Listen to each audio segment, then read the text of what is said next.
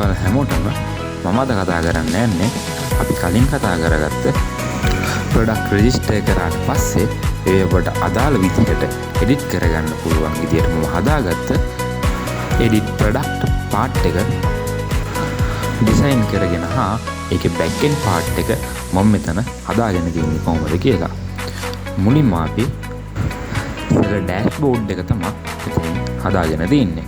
අපි මුලින්ම බලමු යූසර් කෙනෙක්ට ඩෑෂ්බෝඩ් එක ඩිස්ප්ලේ වෙන්නේ කොහොමද කියලා. හරි. දැන් ඔයාලට මේ පේන්නේ මම හදාගත්ත ඩෑෂ්බෝඩ් එක. මුලින්ම මම අපේ වෙබ්සයිට් එකේ header part එක ඇඩ් කරගෙන දිනවා. ඊට පස්සේ ඩෑෂ්බෝඩ් කියන ටෙක්ස්ට් ෆීල්ඩ් එක මෙතනින් ඇඩ් කරගෙන තිනවා.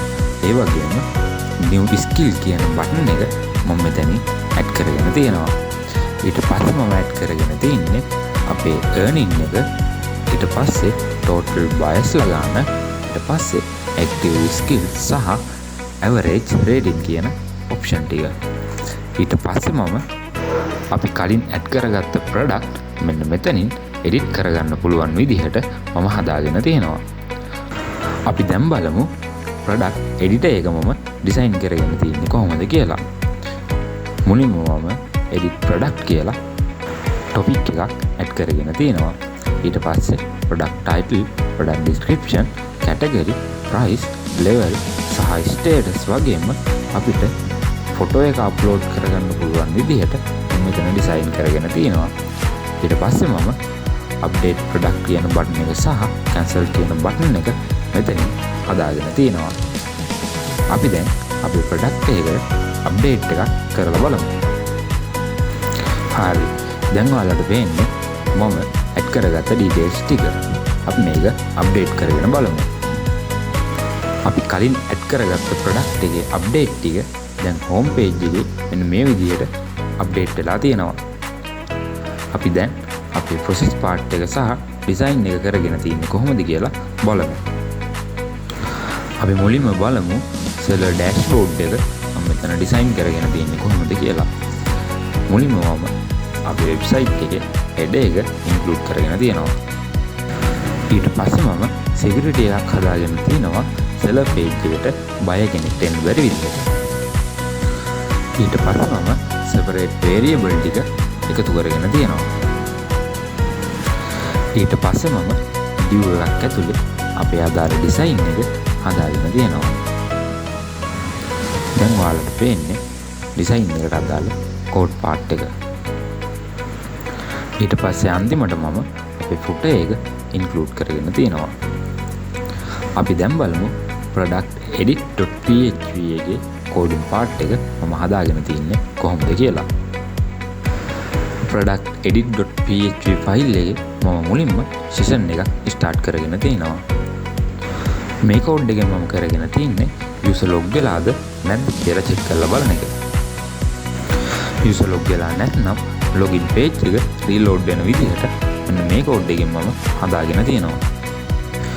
ඊට පස්සේ මම buyer කෙනෙක්ට edit page එකට එන්න බැරි විදිහට මෙන්න මේ code එකෙන් මම හදාගෙන තියෙනවා. මෙන්න මේ code එකෙන් මම කරගෙන තින්නේ URL එකේ ID එක අරගෙන select query එකක් හරහා අදාළ product එක seller ගෙද කියලා check කරලා බලන එක. ඊට පස්සේ මම category drop down එක මෙන්න මේ code එකෙන් හදාගෙන තියෙනවා. ඊට පස්සේ මම අදාළ process එක success නම් success කියලා message එකක් එන විදිහටත් error එකක් එනවා නම් error කියලා message එකක් එන විදිහටත් මෙන්න මෙතනින් මම හදාගෙන තියෙනවා.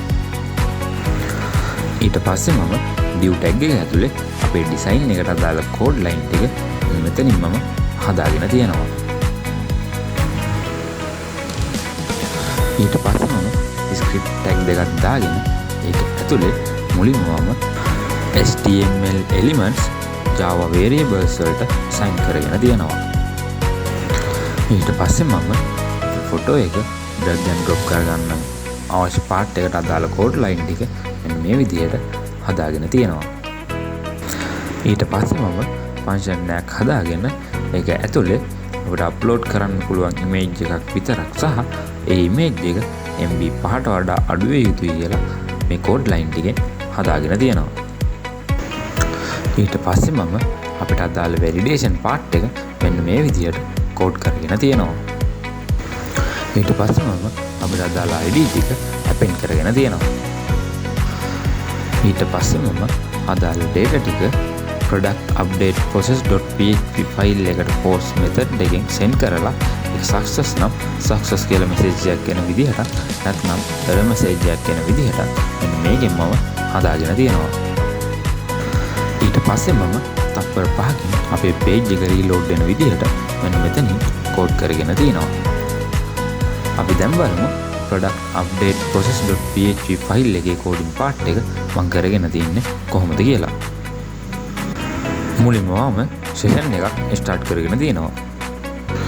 ඊට පස්සේ මම user log වෙලා නැත්නම් අපේ script එක stop වෙන විදිහට මේ code ටිකෙන් හදාගෙන තියෙනවා. ඊට පස්සේ මම කරගෙන තින්නේ log වෙලා තියෙන බය කෙනෙක් නම් log out වෙන විදිහට මෙන්න මේකෙන් මම හදාගෙන තියෙනවා. ඊට පස්සේ මම මේ code line ටිකෙන් අදාළ data ටික සහ validation part එක check කරලා ඒකේ array එකක් තිබ්බොත් exit වෙන විදිහට හදාගෙන තියෙනවා. ඊට පස්සේ මම search query එකක් කරා අදාළ product එක database එකේ store වෙලා තියෙනවද කියලා බලලා තියෙනවා. මේ code එකේ මම කරගෙන තියෙන්නේ වෙනස් seller කෙනෙකුගේ product එකක් තවත් seller කෙනෙක්ට update කරන්න බැරි විදිහට හදාගත්ත එක. ඊට පස්සේ මම අපේ image එකේ validation part එක check කරගෙන තියෙනවා. ඒ වගේම ඊට පස්සේ අපි image එක save වෙන folder එකක් නැත්නම් folder එකක් create වෙන විදිහට මෙන්න මෙතනින් මම හදාගෙන තියෙනවා. ඊට පස්සේ upload වෙන data ටික server එකට save කරගෙන තියෙනවා. ඊට පස්සේ මම අපේ process එක success නම් success කියලා message එකක් සහ error එකක් එනවා නම් error message එක display වෙන විදිහට හදාගෙන තියෙනවා. මේ project එකේ තවත් අලුත් වීඩියෝ එකකින් අපි හමු වෙමු.